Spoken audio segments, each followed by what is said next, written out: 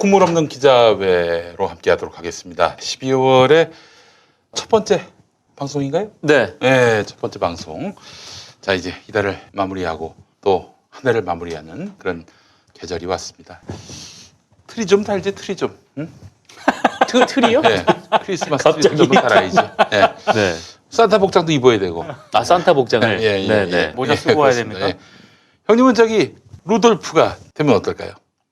아, 코를 빨갛게. 예, 코를 빨갛게 해가지고 네, 네. 보드카 한 5잔 정도 마시고 방송 들어갈 수 있게. 아, 예전에 코가 빨개진 걸 본 적이 있습니다. 아 그래?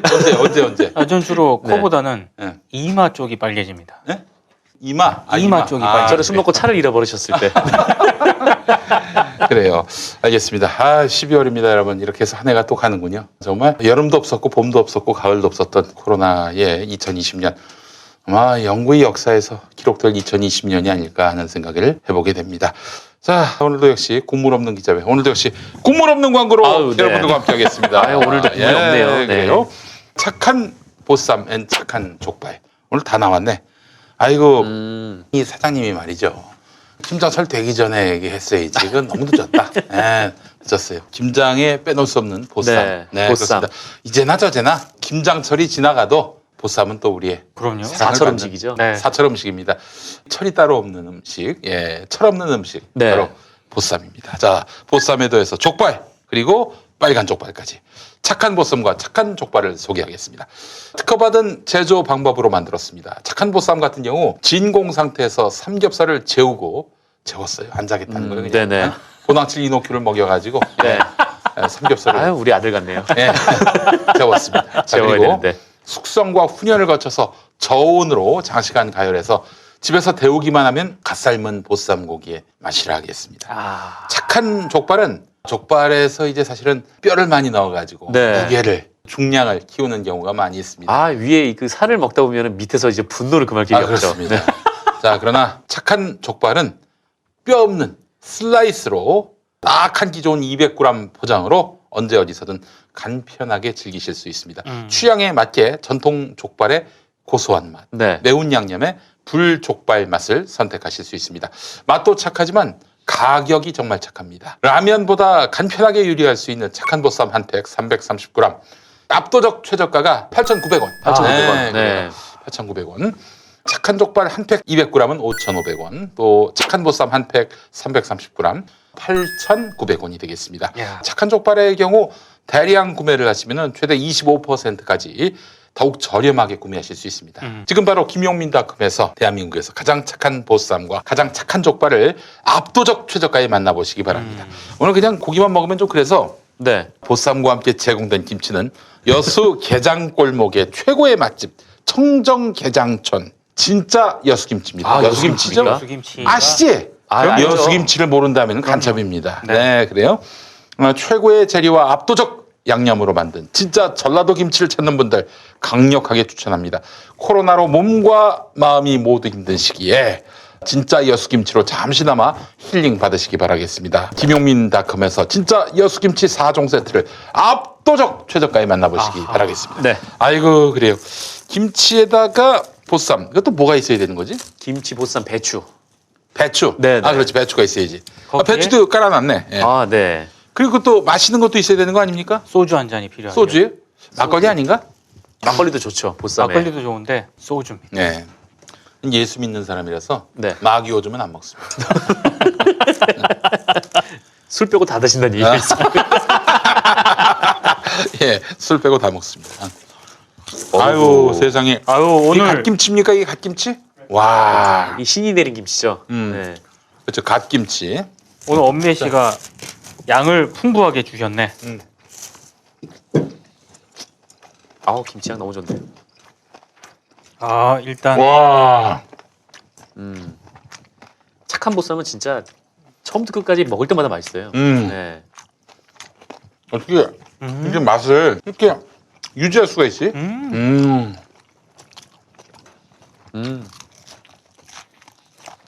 아 족발도 족발이지만 음. 김치가 맛있으니까 더 맛있어지는 그럼. 거예요. 자, 이 김치에다가 족발을 해가지고 한번 먹어보겠습니다. 족발이 좀 편육 같아 보이는데. 아, 족발이에요. 네. 자,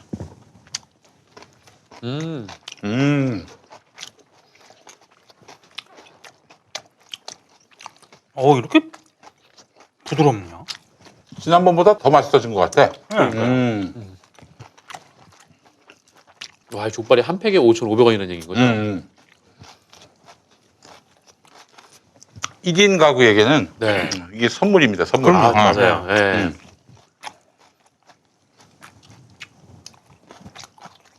그리고 거리두기가 음. 계속 격상이 되고 있기 때문에 고깃가스 잘 못 먹어요. 그럼 예, 주문해서 드시는 게 좋습니다.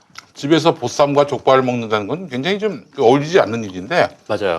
여러분 착한 족발, 착한 보쌈은 최고의 맛을 집에서 즐길 수 있는. 맨날 족발이나 보쌈은 1인분이 없으니까 맞아요. 항상 집에서 먹으려면은 소짜라고 해도 그게 한 2, 3인 그래, 되잖아요. 그렇죠. 제가 그렇게 먹고 살쪘다고요. 착한 보쌈을 미리 알았다면. 네. 그래서 다시 태어나고 싶은 사람들도 있어. 아, 처음부터 이걸 알았더라면. 네. 네. 또 엄미애 씨가 이렇게 준비해 준 겁니까? 야, 엄미애 씨하고 결혼하는 사람은 정말 전생에 나라를 구한 사람입니다. 예. 아, 근데 좀 개인적으로 실망을 금할 수가 없습니다. 왜? 이게 다 고기인 줄 알았더니 밑에 야채가 밑에 야채가 한 가득이에요. 야채를 먹기 싫어도 먹을 수밖에 없는 나이가 옵니다. 정상근 씨. 건강을 살기 생각해서 미리 좀 길들여 놓으세요, 자기 입맛에. 제가 볼 때 건강을 생각해서 이렇게 깔아준 거예요. 와, 내가 갓김치를 좋아하는데, 와, 이제 진짜 갓김치네. 진짜 갓김치. 진짜 맛있어, 진짜. 소시적에는 써가지고 네. 잘 못 먹었는데, 음. 갓김치면 이제는 밥에다가 물 말아 먹고 갓김치만 이것만 있으면 네. 진짜 밥 금방 먹죠. 어떻게 이렇게 맛있을 수가 있지, 김치가? 배추김치도. 이 김치도 귀요미 닷컴에서 파는 거죠. 제 장담하는데 족발하고 보쌈 드신 분은 이거 반드시 시킨다. 같이 먹어야 돼, 이거. 같이 시켜야 됩니다. 네. 여수김치. 청정게장촌에 여수김치. 갓김치가 고기의 느끼함을 싹 잡아주네요. 그럼. 아, 근데 고기가 너무 부드러워요. 이거는 양념인가요? 불족발. 불족발. 불. 아, 이거 맛있어, 이거. 불족발도. 여러분 앞으로 사랑해 주시면 물족발도 한번 만들어 볼까? 물족발이요? 물족발. 네. 불이 있으면 물이 있어야지. 그렇죠. 이 보쌈하고 족발이 전자레인지에 돌린 거잖아요. 와, 근데 어떻게 이렇게 부드럽지? 진짜 이 보쌈은 막 삶은 것 같아요. 그럼. 그러니까 네. 이거 삶은 거 같아. 전자레인지에 돌린 것 같지가 전혀 않아요.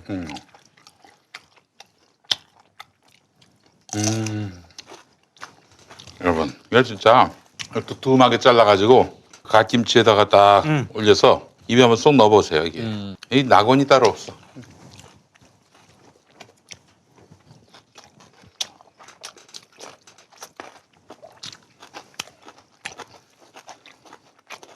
이거 워낙 저렴해가지고 이거 사가지고 보쌈 파는 것처럼 다시 팔면 돈을 남길 수 있을 것 같은데요. 나 장담하건대 착한 보쌈을 잔뜩 사가지고 이 집에서 만든 보쌈 있냐 내놓으면은 대박 납니다. 아, 그럼 맛집 됩니다, 맛집. 그렇게 하면 불법이겠지? 글쎄요. 그렇게 하면 더 이상 안 되지 않을까요? 더 이상. 그렇지. 그러니까 상도위에 좀 문제가. 그러면 그 보쌈집은 나쁜 보쌈, 나쁜 족발 이렇게 하면 어떨까? 나 착한 보쌈을 갖다가. 네.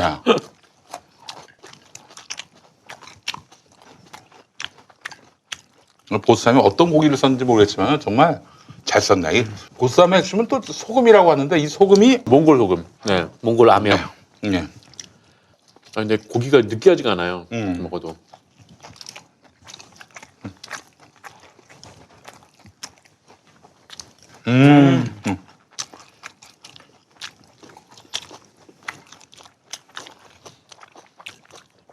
여러분 왜 방송은 안 하고 먹냐고 어떤 언론학자가 그런 말을 했는데 누가 그런 말을 했더라? 갑자기 까먹었네 이름을. 그 양반 얘기는 신문이란 네. 광고를 보여주기 위해서 뉴스를 기업하는 것이다. 아주 정확하게 정의했어요. 네. 이게 바로 우리 저 국물 없는 기자회를 제대로 이제 그 정체성을 설명하는 거나 마찬가지입니다. 그렇죠. 네. 여러분들 지금 본 순서를 보고 있는 거예요. 본 순서를. 응? 그 사실 광고 때문에 신문을 낼 수 있지. 응? 네. 독자들의 구독료가 얼마나 된다고. 그럼요. 뭐 성냥삼은 사은품으로 라이터 주는 거랑 비슷하죠. 그리고 한국 언론이 좀 솔직만 해줬어도 응. 정말 저는 언론 개혁이 한 걸음 다가가는 거라고 생각합니다. 근데 천주교인들 4,000명 조금 못 되는 분들이 네. 성명을 냈는데 야 언론에게 아주 축비를 내리치더만 보니까. 근데 이런 거에 반성하고 참여할 우리 언론인들인가? 전혀 아니지. 전혀 아니죠. 아, 어려운 것 같아요. 앞으로 저는. 너무 슬퍼요. 그래서 아니 아무리 시민들이 언론 그러지 말라고 해도 들어 먹어야 말이지. 이건 뭐 맨날 여기서 떠들어봐야 뭐해. 제 마음을 바꿨어요. 그냥 어떻게요? 먹는데 우리가 집중하자. 오늘 미디어오늘 기사를 봤더니 조선일보 편집국장이 단 한 명 빼고 다 서울대 출신이더라고요. 아, 나 서울대 출신. 네. 근데 그렇게 놀랍네. 그 신입 기자들 중에서도 거의 태반이 서울대 출신이라고 하는데, 그래요. 그러니까 뭐 국민들의 눈높이에서의 그런 시선이라든가 알 권리의 확보라든가 이런 게 될 수가 없겠죠. 저는 단순히 뭐 서울대 이 문제가 아니고 우리 언론 선수들의 여러 가지 출신과 이것처럼 이걸 분석을 한번 해보면 전 정말 획일적일 가능성이 많다고 보거든요. 그러니까 다양성 자체가 굉장히 지금 점점 사라지고 있는. 편집국장이 모두 서울대 출신이다. 네. 그렇다고 하더라고요. 근데 우리는 다 서울대 출신이다. 네. 이러지만 자기들끼리는 어느 단과대 나왔냐. 이거 갖고 또 평가를 할 거야. 그럴 수도 있죠. 법대? 에이, 미학과? 미학과는 왜 나왔어? 아, 미학과를 그렇게 무시한대. 아니, 그 걸출한 분들이 많이 나왔잖아요. 김지아 선생, 변희재 씨, 진중권 씨 나왔는데 왜 그 미학과를 무시하지? 근데 세 분한테는 정말 죄송한데 그냥 무시할 만도 한데. 네? 아, 무시할 만도 하다고? 무시할 만도 한데. 그 세 분이 아닌 분들이 훨씬 많으니까. 누가 있지? 미학과에 또? 그냥 졸업하신 분들도 굉장히 많겠죠, 뭐. 종교학과도 있는데 어떤 분의 얘기를 들었는데 야 우리 서울대 왜 종교학과가 있냐 그런 사람도 있었대. 근데 요즘은 그게 얼마나 심각한지 모르겠는데 흔히 말하는 외고, 특목고 이런 애들끼리 그걸로도 갈린대요. 진짜. 따로따로 나뉜데 그래서 흔히 말해서 서울대 안에서도 서민, 평민과 그 이족 이렇게 서로 이제 한마디로 강남 그다음에 사는 집 뭐 부모가 어떤 뭐 업에 종사하고 있는지 이런 걸 다 해가지고 한마디로 이너서클끼리는 또 이너서클끼리 모인다고 하는 그런 얘기도 있습니다. 기자들의 뭐랄까 평균이 대중의 평균하고 점점 벌어지는 그런 상황인 것 같습니다. 버는 그러고 소득도 보면 그렇고. 강남대가 낫네. 강남대는 단 두 개의 파가 존재합니다. 어떤 파요? 잔류파와 탈용파라고. 탈용파는 뭐예요? 잔류파는 학교에 남아서 노는 애들. 음. 탈용파는 탈용인. 나 용의를 벗어나서. 강남대 용인에 있거든. 서울로 올라가가지고 그 강남에서 노는 거야. 그 조사를 아마 안 했을 텐데 제가 봤을 때 2010년 혹은 그 이후에 흔히 말해서 기성언론에 입사한 지상파, 종편, 종합에까지 다 포함해가지고 출신 지역 한번 조사를 해보면 재밌는 조사 결과가 나오지 않을까 싶기도 해요. 저는. 그러니까 어디에 지금 거주를 하고 있느냐. 아, 이게 학교가 좀 단순해야지. 무슨 단과대별로 강남이냐 비강남이냐 어느 학교 출신이냐. 강남대는 그런 걸 불문합니다. 오로지 두 개 파만 있을 뿐이에요. 잔류파와 탈용파. 그 중도파들도 있어. 중도파? 학교가 좀 재밌을 것 같으면 남고 좀 오늘 좀 별 볼 일 없겠다 하면 바로 서울로 올라가는. 야채를 안 먹을 줄 알았는데 또 엄매 씨가 밑에 야채를 깔아주니까 이거 먹게 되네요. 그럼 이제 야채를 즐길 때가 됐어요. 그렇지 않습니까? 그리고 맛있어요 야채가. 우리가 이제 초식동물 시대가 왔어. 초식 동물이 될 때가 왔어. 초식동물. 이제 23일이면은 1972년생이 50대가 됩니다. 1972년생 굉장히 중요합니다. 아마 가장 많은 베이비들이 태어난 애가 아닐까 싶어요. 맞아요. 아, 그때가요? 그 세대에 서태지도 있고요. 신정아도 있고 그렇습니다. 정말 얼마나 많은데요. 각계각층의 다양한. 근데 서태지와 신정아는 갭이 너무 크지 않습니까? 그만큼 많다고. 네. 형님은 이제 내년에 이제 50. 2022년 대선이 그렇군요. 내에 이제 50이 되는 거고. 넌 언제 되니? 전 10년 더 있어야죠. 아 그래요. 아이고. 와 내년에 전 내년에 이제 40이 됩니다. 사구입니다 사구. 야, 그거 아직 대선에 출마 못 하는구나. 못해요? 대선 출마 못 해. 내가 이제 2012년에 39이었거든. 네. 하도 조선일보에서 띄워줘가지고 이 정도 인지도면 대권 주자급이다 해서 출마를 하려고 보니까 39이에요. 불행히도 출마를 못했습니다. 네. 아이, 아이. 나갈 수 있었는데. 네. 전국의 조선일보가 깔릴 뻔했네요. 그래요. 자, 여러분 착한 족발, 착한 보쌈이었습니다. 오늘 우리 민동기 기자부터 시작해 볼까요? 그 법조기자단 문제 지난번에 정상근 기자가 소개를 한번 해주셨잖아요. 네네.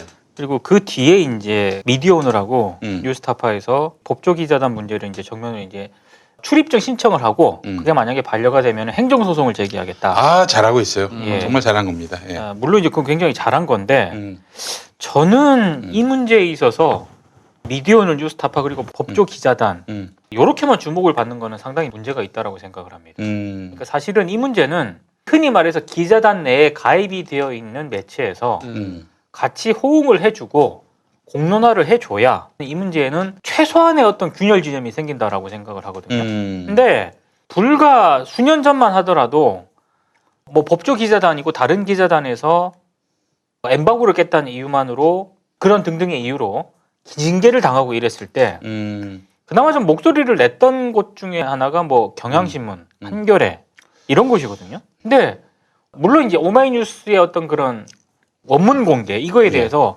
기자들 내부의 시선은 좀 다른 경우가 많더라고요. 근데 그걸 어찌됐거나 차치하고라도 아니 이미 JTBC는 법무부로부터 입수해가지고 다 공개를 했고 네. 근데 그걸 기자단의 어떤 그런 엠바고로 파기했다는 이유로 기자단에서 기자를 징계하는 언론사를 징계하는 이런 부분에 대해서 말이 안 되는 거죠. 경향과 한겨레조차도 이거는 보도를 안 하더라고요. 이 사안 자체를 보도하는 곳이 거의 없습니다. 왜냐면은 자기들은 출입 기자기 때문에. 저는 굉장히 거기에 문제의 핵심이 있다고 생각을 합니다. 그러니까 이런 식으로 흘러가면은요, 이 기자단 문제는 전혀 해결이 안 되는 그런 사안이고요. 네네. 저는 경향과 한겨레도 기자단 문제에 있어서는 이제 기득권이 됐다. 저는 이렇게 이제 판단을 했고 네. 또 하나는 현업 언론인 단체들 있지 않습니까? 한국기자협회하고 전국 언론노조 전혀 성명이 없어요. 저는 이거는 더 왜 심각한. 그러지? 거기는?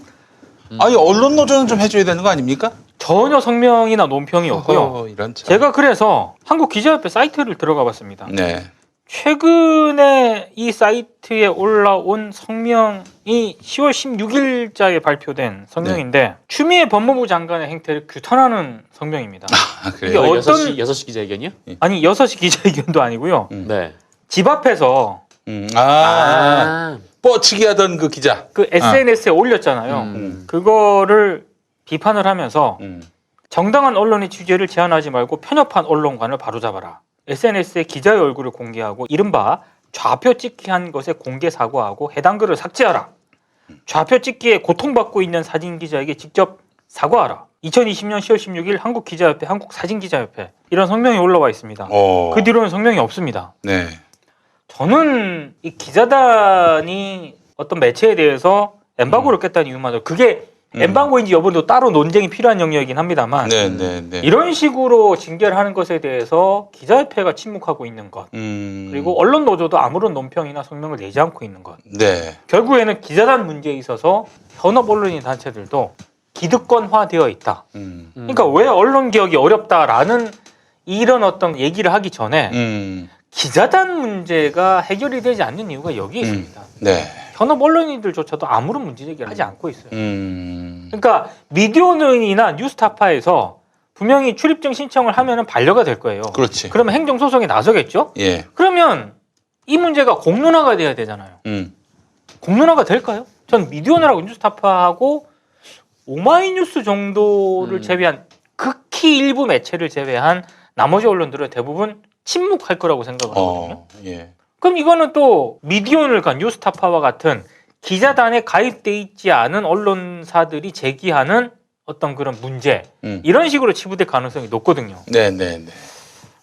이 한국기자협회하고 언론노조가 저는 이런 식으로 가면은 이제 기자협회와 언론노조에 대해서도 개혁의 어떤 그런 요구들이 빗받칠 거라고 생각을 하거든요.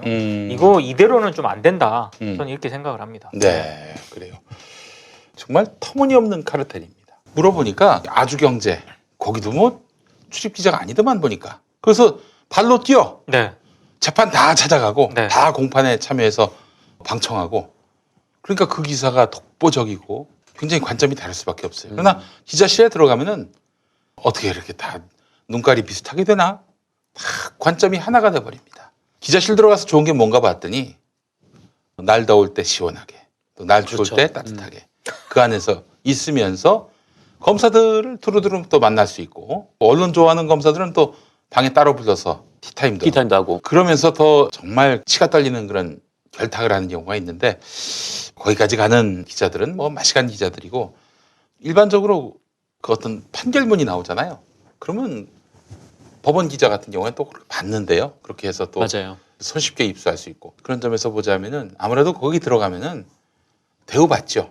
그러나 거기 출입 기자가 안 되면은 이제 그야말로 부천을 떠도는 겁니다. 예, 그래요. 카페 가서 기사 쓰고 뭐 그냥 보도자료도 못 받아요. 그냥 그렇지. 일상적으로 배포하는 보도자료도 허락을 받고 받아야 돼요. 우리 저 경험이 있잖아요. 네, 저는 이제 고용노동부 가가지고 보도자료 어차피 메일링 다 돌리잖아요. 그래서 그렇죠. 그냥 한 번만 제 이메일 주소만 한 번 쳐주면 되는 거거든요. 그렇지. 그다음부터는 계속 등록이 되니까 계속 보도자료를 보낼 수 있었는데 사실 뭐 보도자료가 홈페이지 통해서 올라오긴 하지만 이메일 전송하고 홈페이지에 올라온 거고 좀 시차가 있어요. 그래서 그때 제가 취재하고 있는 사안이 있어서 좀 이거는 바로바로 좀 받아봐야겠다는 생각에서 신청을 했는데 이거를 메일을 받으려면은 출입기자단한테 허락을 받아야 된다는 거예요. 그래서 아니 출입기자단이 어떤 뭐 법적 단체도 아니고 그냥 자기들끼리 임의 단체인데 내가 왜 여기서 허락을 받고 보도자료를 받아야 되냐 따졌는데 어쨌든 거기 이제 기자실 관리해 주시는 분은 그렇다고 얘기는 하고 출입기자들한테 그거를 또 허락 받으려면 또 엄청난 복잡한 절차를 또 거쳐야 돼요. 또 근데 그게 문제인 거야. 기자들의 모임인 거 아니에요. 기자단이라고 하는 게. 그렇죠. 그러면은 기본적으로 소속사가 아니더라도 물론 소속사의 그 이익을 대변해야 되겠지만은 언론의 자유를 신장시키기 위해 애를 써야 되는 거 아닙니까? 본인들이 언론의 취재 자유를 탄압을 하고 있는 거죠. 지금 억압을 하고 있어요. 지금 이게 뭐 도대체 이런 부조화와 모순이 어디 있어? 그러면은 관청은 아무 상관이 없느냐? 그렇진 않습니다. 맞아요. 예. 만약에 기자단이 안 된다고 그래서 못 들어오시는데요. 이러면은 그거 갖고 이제 또 소송을 걸 수 있는 거예요. 그 부분을 이제 미디어널에서 행정소송을 거겠다는 거죠. 네, 아주 좋습니다. 하겠다라는 그래요. 건데요. 사실은 좀 비겁하죠. 네. 왜냐하면 검찰이건 법원이건 간에 자기네들이 기대 아니다 이렇게 판단을 하면 되는 문제거든요. 근데 그 기자단한테 떠넘기고 있다고 저는 생각을 해요. 네. 실제로 판결문 같은 거를 좀 한번 입수하거나 심지어 안 된다 그래가지고 그럼 내가 직접 가겠다. 열람이라도 하게 해달라라고 했을 때 공보판사들이 하는 얘기가 기자단 최소한 기자단 간사의 허락이라도 좀 얻어와야 그게 가능하다 이렇게 얘기를 하거든요. 무슨 얘기냐면 자기네들이 해야 할 판단을 기자단한테 떠밀고 있다는 거고 그런 어떤 얘기가 가능하다는 얘기는 무슨 얘기냐면은 정부부처건 공공기관이건 법원이건 검찰이건 간에 그 해당 부처하고 기자단 사이에서는 나름의 공생관계가 협력이 이렇게 형성이 돼 있다라는 거죠. 정부 부처 입장에서도 편한 거죠. 편한 거죠, 그게. 기자들 몇 명만 관리하면 되는 거니까. 네. 네. 검찰도 그렇게 몇 명만 딱 불러가지고 티타임 하면은 정말 그 수사에 관한 핵심 정보들이 그 자리에서 막 왔다 갔다 하는 거잖아요. 지금은 그거를 없앴다고는 하지만. 네. 근데 그렇게 이제 뭐 정보를 주고받으면서 일부 소수 매체들하고만 정보를 독점하고 서로 이제 그렇게 유착이 된 거예요. 그러면서 이제 검찰에게 예속이 되는 거죠. 그 정보를 독점적으로 제공받고 그러면 그걸로 이제 보도를 하고 단독 보도를 내고 기자상을 받고 네. 그 개인은 또 영예를 얻게 되고 그렇죠. 그런 거래 관계가 형성되면서 언론은 마탱이가 가는 겁니다. 기자상을 받더라도 10개, 20개 받더라도. 그러니까 저는 이런 문제에 있어서 그러면 공론화를 하고 문제 제기를 하고 개혁을 해야 되는 주체가 과연 누굴까? 저는 뭐 법조 기자단이라든가 다른 매체 기자단이 가입되어 있는 어떤 기성 언론들에게까지는 별로 기대를 안 합니다만 최소한 그러니까 우리 한국 사회에서 현존하는 언론사와 여러 가지 언론 단체들이 있지 않습니까? 네네네. 그 단체들의 여러 가지 현실적인 한계라든가 이런 것까지 다 감안을 하더라도 최소한 이 선수들은 모여가지고 뉴스타파나 미디어오늘이 이렇게 행정소송을 했을 때 같이 목소리를 내줘야 이게 최소한의 힘을 받거든요. 그렇습니다. 그 최소한의 저는 가이드라인이 경향, 한겨레, 오마이, 기자협회, 언론노조 이런 단체들이라고 생각을 해요. 근데 하나도 없잖아요 지금. 목소리 낸 데가 하나도 없어요. 오마이뉴스는 지금 출입기자 문제 관련해서 기사를 몇 번 쓰긴 써더라고요. 자기 문제니까 예, 쓴 건데. 당장 뭐 자기 문제이기도 하고. 예, 쓴 건데 그 제외하고는 단 한 군데도 없습니다. 저는 경향과 한겨레의 이런 어떤 기자단 문제에 대한 둔감성 그리고 언론 현업인 단체, 기자협회와 언론노조의 이런 부분에 대한 뭐 둔감성이 됐든 의도적인 침묵이 됐든 그것이 무엇이 됐든 간에 이런 식으로 지금 이 문제를 외면하다가는 나중에 심각한 어떤 문제에 봉착을 한다고 봐요. 알겠습니다. 기자단 문제는 어제 오늘의 일은 아닌데 이게 언론의 자유를 사수하는 단체가 언론의 자유를 억압하고 있어요. 자기들만 언론이란 얘기죠. 나머지 출입하지 않은 언론은 언론이 아니다. 이런 오만과 이런 독선이 어디 있습니까? 이런 싸가지 없음이 또 어디 있겠어요? 출입처라는 게 왜 있습니까? 그러니까요. 뭐 출입처가 왜 있어야 돼요? 그리고 또 항상 보면은 관청하고 뭔가 네트워크가 있어야 되기 때문에 출입처를 둔 것 같아요, 느낌에. 응? 그게 결국엔 뭐 사주의 어떤 의전 문제, 뭐 회사에서 무슨 행사를 하는데 그 부처로 또 뭘 따온다든지 뭐 그럴 일이 있을 때 회사의 연락책 정도로 나는 판단이 됩니다만은 관청에서 뉴스가 나올 수가 없어요. 요즘같이 홈페이지가 다 열려있는 세상에서 아니 그 몇 시간 먼저 보도자료 받는다고 뭐 그게 무슨 그렇게 큰 이슈거리가 되고 요즘처럼 뭐 관청에서 나온 보도자료 갖고 신문 내는 데가 어디 있습니까? 그러니까 이런 출입처 제도는 누가 뭐라 하기 전에 언론인들부터 먼저 협파를 해야 되는 거예요. 그렇죠. 이 정도까지 부작용이 왔으면 자기들이 스스로 개혁을 해야죠. 그러니까 미국 얘기 되게 좋아하잖아요. 네. 이 나라 언론들이. 근데 미국에도 출입처는 우리 정도까지는 아니지만 최소한 있는 데가 있어요. 이를테면 뭐 네. 백악관, 네. 미 국방부, 뭐 법원 이런 데는 미국에서도 이제 출입처를 두고 있는데 거기는 어떤 기자들이 출입처를 갖고 거기 출입을 하느냐. 베테랑 오브 베테랑. 백악관 같은 경우에는 정말 대통령이라든가 네. 어떤 문제에 대해서 수십 년간 취재했던 기자 그런 사람들한테 백악관 출입을 허용을 하거든요. 그렇지. 각 언론사에서. 예.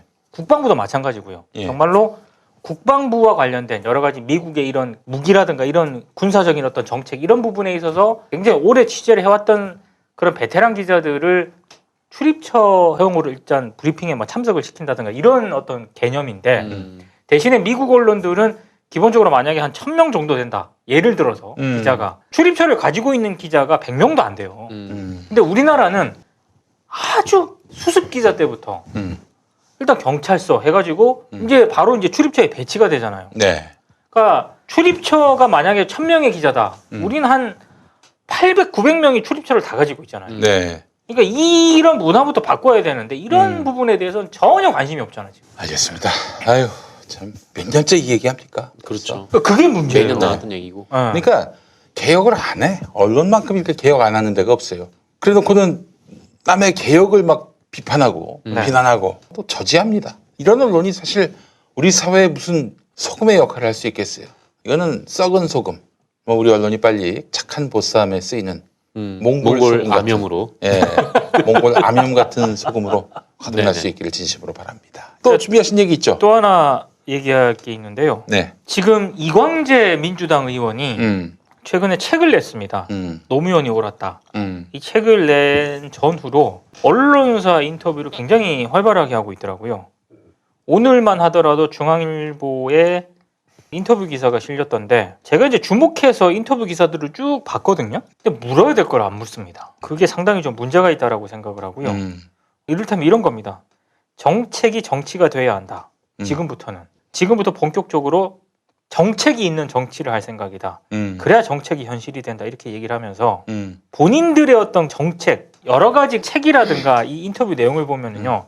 여러 다양한 분야에 있어서 이광재 의원이 생각하는 이런 정책 비전들을 내놓습니다. 근데 이 민주당 의원 되기 전까지 여시제에 있었잖아요. 네네. 홍석현 중앙그룹 회장과 밀접한 연관이 있다는 네. 그 여시제에서 원장도 했고 21대 총선에 출마하고 난 뒤로는 이사직도 그만뒀고 공식적인 연이 없다고는 합니다만 여시제와 이광재 의원의 관계는 뗄래야 뗄 수 없는 그런 관계거든요. 그러면 이 책에서 언급한 이런 내용이라든가 본인이 최근 인터뷰 내용을 통해서 이렇게 밝히고 있는 국가 비전이라든가 이런 게 여시제에 있을 때와 어느 정도 분리가 되어 있는가, 상당 부분 여시제의 어떤 그런 네트워크를 바탕으로 이게 나온 저는 컨텐츠라고 생각을 하거든요. 네네. 근데 그런 부분에 대해서 전혀 지적을 하지 않고요. 예. 또 하나는 지금 민주당 일각에서 제3후보 찾기라고 해서 지금 이광재 대안론 어느 정도 뭐 이렇게 얘기하시는 분들도 있더라고요. 굉장히 좀 위험하다는 생각을 하고 싶습니다.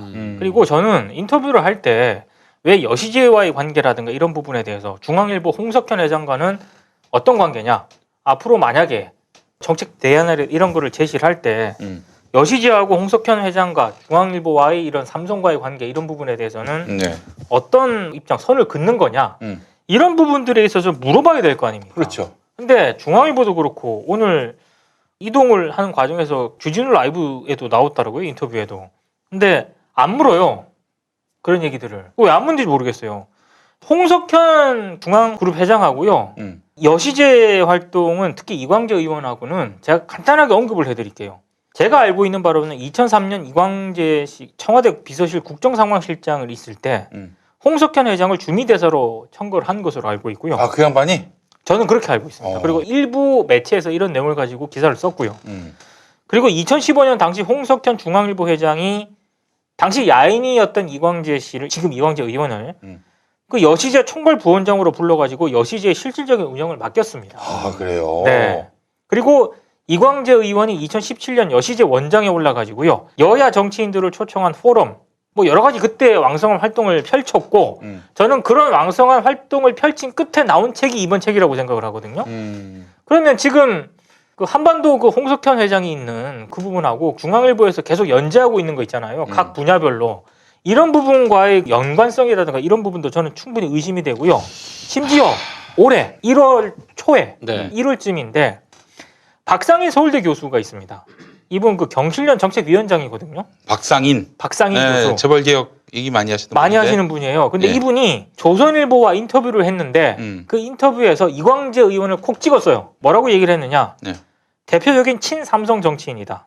어. 민주당의 친재벌 세력을 이번 총선에서 물갈이하지 않으면은 대한민국의 미래는 더 어두워진다. 그런 이렇게까지 얘기를 왜 조선일보가 저도 사죠? 약간 그거에 불만이긴 한데 아니 그렇게 하면 조선일보 독자들이 이광재를 찍지. 그렇지 않아요? 그렇죠. 조선일보도 친삼성인데.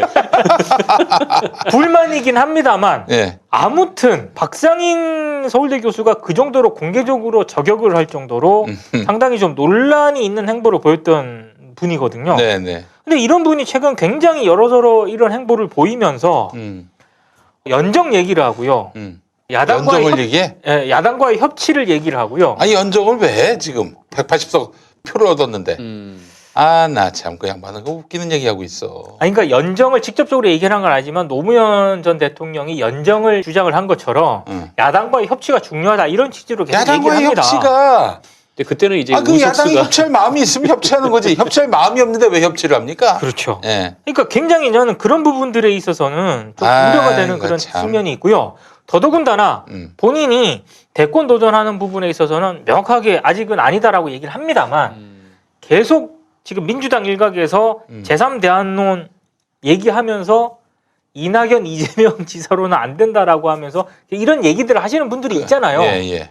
근데 그 얘기하시는 분들의 일부가 계속 이광재 의원을 얘기를 하거든요. 아이고. 저는 참나. 매우 우려스럽다. 왜냐? 첫 번째, 홍석현 중앙그룹 회장과의 네트워크가 여전히 굳건한 걸로 알고 있다. 그리고 여시제 원장을 지금 이사직을 사임을 하긴 했지만 여시제가 여전히 삼성과 홍석현의 어떤 네트워크와 영향력이 있는 그런 곳인데 여기와의 단절 문제에 있어서 명확하게 선을 긋지 않았다. 그리고 홍석현 회장 진짜 이거 어떻게 할 거냐라고 저는 물어야 된다고 생각합니다. 언론들이. 근데 이거 안 묻고 있어요. 네. 안 물으니까 당연히 본인은 입장 표명 안 하고 넘어가는 그런 상황인 거고요. 그렇지. 더더군다나 참여정부 때 노무현 그때 참여정부와 삼성의 연결고리가 됐던 당사자로 지목을 받았던 당사자거든요. 인물이거든요. 예. 그럼 삼성과의 관계 이런 부분에 있어서 어떻게 할 거냐? 이런 부분에 있어서도 저는 물어야 된다라고 생각을 하는데 예. 안 물으니까 대답을 안 하고요. 엉뚱한 얘기를 하지 않습니까? 네. 그런 얘기 오늘 중앙일보가 물었더라고요. 추미애 장관하고 윤석열 총장과의 갈등, 노무현 전 대통령이라면 틀림없이 직접 만나서 뭐라고 했을 것이다. 이렇게 얘기를 한 부분이 있더라고요. 이게 무슨 의미일까 저는 한참을 생각을 예. 하게 됐습니다. 굉장히 좀 우려스럽다. 이광재 의원의 행보. 단순히 이광재 의원의 행보가 본인의 어떤 정치 스케줄이라든가 대권을 꿈꾸는 그런 행보일 수도 있겠지만은 이광재 의원에 동조하는 민주당 세력 의원들이 저는 분명히 있다라고 보거든요.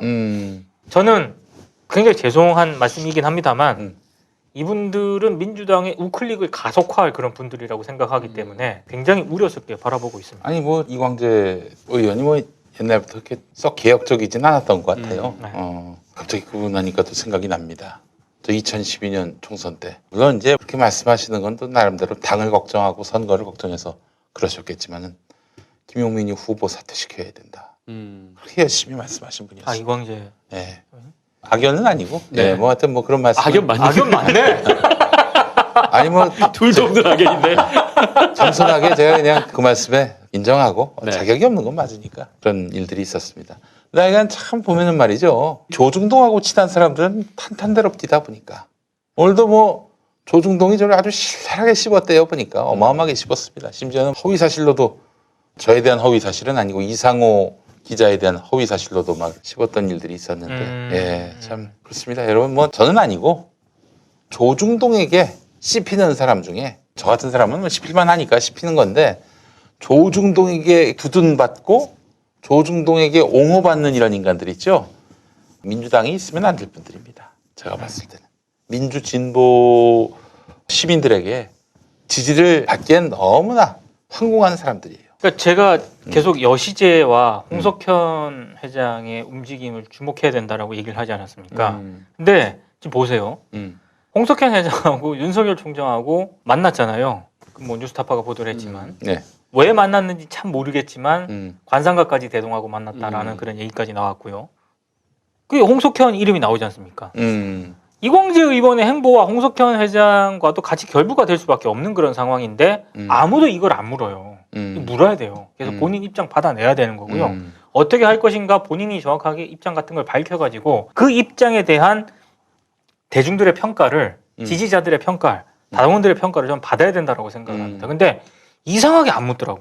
네, 여러분 조중동하고 이렇게 손잡고 거기 나가서 뭐 이렇게 덕좀 보려는 사람들은 10중 8구 민주시민들 뒤통수 때리는 사람들입니다. 저는 다른 건 몰라도 지금까지 조중동하고 단 한 번도 이렇게 친선 관계를 맺은 적이 한 번 있었구나. 소년 조선일보 명예기자. 초등학교 6학년 때. 네. 소년 조선일보 명예기자. 어떤 대학생 때도 독자 투고 많이 했었어. 웬 쓸데없는 독자 투고를 그렇게 많이 했는지 모르겠습니다. 네이버 뉴스 라이브러리 가면은 김용민 치면은 90년대 많이 나옵니다. 독자 투고. 독자 투고. 경향신문도 제법 했어. 경향하고 조선일보에 투고를 많이 했습니다. 그 이후에 극동방송에서 잘린 2000년 이후에는 이건 진짜 우리 사회에 둘도 없는 언론 적폐다 하면서 조선일보하고 싸워왔는데 여러분 기억해 주십시오. 김용민이가 타락한 날 이제 도저히 이건 뭐 용서받기 힘든 그런 상황은 조중동 나가서 돗자리 펼 때 이때는 좀 여러분들이 신랄하게 비난해 주셔도 된다 이런 말씀을 드리고 싶습니다. 네. 조선일보하고 이렇게 잘 보이고 싶을까 사람들이? 이제 그런 사람들이 나와 다른 생각을 갖고 있는 사람들이다. 나의 어떤 지지세를 확대하고 싶다, 확장하고 싶다. 그럴 때 이제 조선일보하고 인터뷰할 생각을 제일 먼저 하지.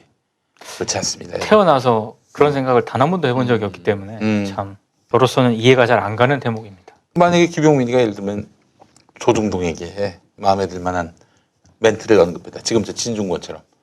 그럼 TV조선 MC 하지. 그렇잖아요. 네. 현 정부를 아주 신랄하게 까고. 내가 진중권처럼만 하면 대박나 나는. 그렇죠. 방송을 못합니까? 그렇다고 영향력이 없습니까? 난 요 몇 달 동안에 나에 대해서 한마디도 신문에서 언급을 하지 않아요. 그래서 나 이제 뭐 영향력이 사라진 사람이구나 이렇게 생각을 했는데 요새 잔뜩 또 쓸만하니까 이름을 거론합디다 보니까 진중권 씨가 그래도 김용민 PD에 대해서 요만큼 조금 그래도 칭찬을 했던데. 제가 바로 답글을 달았습니다. 바로 답글을 네, 바로 다시구나. 답글을 달았어요. 곱게 늙으라고. 곱게 늙으라고. 여러분 조중동하고 친하게 지내서 제정신인 사람 없습니다. 분명히 말씀을 드리고 싶습니다. 기억의